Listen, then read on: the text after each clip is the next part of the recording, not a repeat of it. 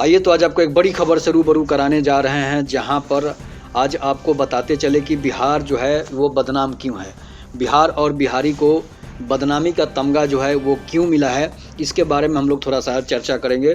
कि आइए आपको बताते हैं कि 1990 के दशक के बाद जो बिहार की स्थिति हुई है वो आज तक सुधरी नहीं है। लालू प्रसाद यादव के 15 वर्षों के शासनकाल में जिस तरह से बिहारियों को बदनाम किया गया, जिस तरह से बिहार में आपसी झगड़े हुए, जातिवाद के झगड़े हुए, उसमें बिहार जो है वो जल रहा था। जिसमें आपको बताते चले कि लालू प्रसाद यादव उस समय सीएम थे, लेकिन वे अपने जो है जातिवाद के झगड़े में उन्होंने कभी वैसी दखल नहीं की जिससे कि वो झगड़ा शांत हो। यहाँ तक कि लालू प्रसाद यादव थे तो उस समय झगड़ा और भी बढ़ जाता था, इसलिए कि अगर स्वर्ण मारा जाता था तो दलितों की तरफ से जाते थे, दलित मारे जाते थे तो स्वर्णों की तरफ से जाते थे। जिस तरह से ये झगड़ा काफ़ी दिनों तक चलता रहा, चलने के बाद भी झगड़ा शांत नहीं हुआ। जैसे भाकपा माले की टीम थी, इसके बाद रणवीर सेना बना, किसान संगठन बना, श्री राम सेना बना, बहुत सारे ऐसे सेनाएं थे जिस समय बिहार को बदनाम करने के लिए ये काफ़ी थे। इसके बाद आपको बताते चले कि बिहार से बिहारियों का पलायन चालू हो गया और बिहार के जितने भी लोग थे वो बाहर कमाने जाने लगे, जिससे बिहार में ना तो खेती हो पाई और इसके बाद ना बिहार में कोई फैक्ट्री लग सकी।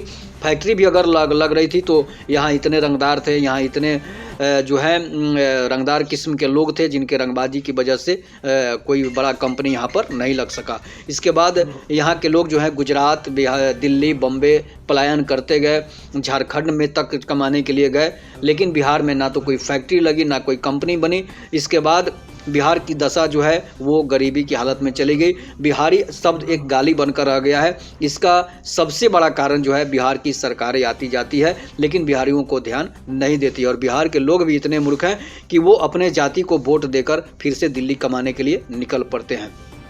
आपको बताते चले कि प्रशांत किशोर जिस तरह से भाषण देते हैं, कहते हैं कि बिहार के लोग वोट के समय भाड़ा लेकर, यहाँ के नेता जो है उनको आने के लिए भाड़ा किराया दे देते हैं। किराया देने के बाद जो है यहाँ के लोग जो हैं वो यहाँ चले आते हैं और इसके बाद फिर अपने जाति के नेता को वोट देकर वापस दिल्ली कमाने फिर से चले जाते हैं। इसके बाद आपको बताते चले कि और इसके बाद नेता जो है अपना चुनाव जीतने के बाद अपने पेट भरने के लिए अपने बाल बच्चों को भी राजनीतिक में उतार देते हैं, लेकिन जनता जो है जनता पीसती रहती है, जनता को कोई लाभ नहीं हो पाता है। इसके बाद नीतीश कुमार की सरकार आती है। 2005 के बाद बिहार में नीतीश कुमार की सरकार बनी। नीतीश कुमार ने बहुत सारे लोग लुभावने वादे किए, लेकिन वो वादा भी फिसड्डी रहा। इसके बाद आपको बताते चले कि नीतीश कुमार के आने के बाद बिहार से पलायन नहीं रुका। बिहार के विकास तो हुआ लेकिन बिहार से पलायन जो है वो नहीं रुका। झगड़े तो बंद हो गए, जातिवाद के झगड़े जो थे वो करीब करीब बंद हो गए, लेकिन जो पलायन था पलायन रुका नहीं।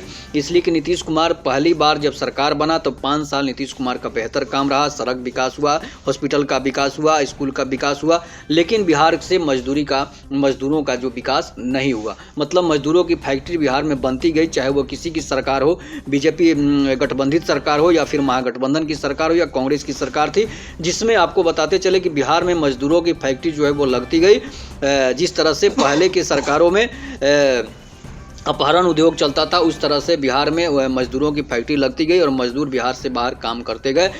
मजदूर शब्द जो है बिहारी शब्द हुआ है, वो मजदूर का पर्यायवाची शब्द समझ लीजिए कि बिहारी है। बिहार के बाहर आप कहीं जाएंगे तो बिहारी समझकर लोग आपको गाली देते हैं, बिहारी शब्द से गाली देते हैं, कहते हैं कि ये बिहारी है, मतलब ये अनपढ़ है, गंवार है और हमारे देश में कमाने के लिए हमारे स्टेट में आया हुआ है। तो ऐसा बिहारियों पर तमगा जो है ये सरकारों की देन है। यहाँ के दलित हो, पिछड़े हो, स्वर्ण जाति हो, ये अपने ही जाति को वोट देते हैं और बदनामी का दाग अपने सर पे लेते रहते हैं। ये बदनामी का दाग नेताओं के सर पे होना चाहिए, लेकिन जो है यहाँ के लोग जो है अपने सर पे बदनामी लेते हैं लेकिन अपने नेताओं को बचा लेते हैं।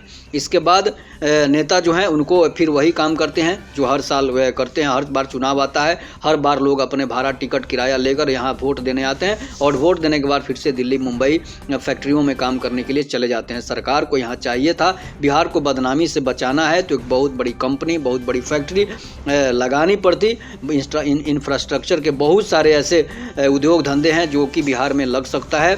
बिहार में बहुत सारे उद्योग धंधे लग सकते हैं, लेकिन बिहार में नेता जानते हैं अगर कोई बिहारी आगे बढ़ेगा तो हमारे पेट पर आफत आएगी। इसलिए बिहार के लोग बदनाम रहें, बिहार के लोग गरीब रहें, ताकि हमारी चमचाई करते रहें, ताकि हमारे पीछे घूमते रहें और हमें वोट देते रहें। लेकिन बिहार की जनता जो है आज तक नासमझ है और सबसे बड़ी वजह है शिक्षा।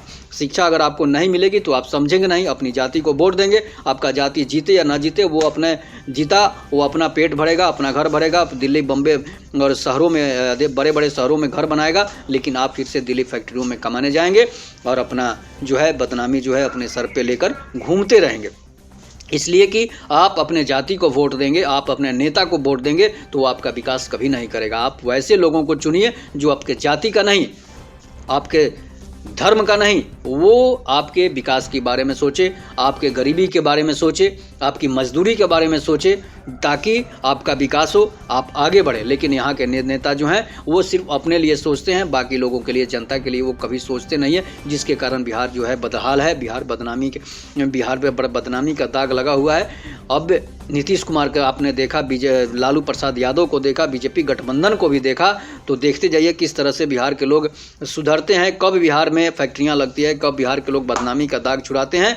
यह बिहारियों के ऊपर है। तो आप देख रहे हैं रो न्यूज़। जय हिंद, जय भारत, वंदे मातरम।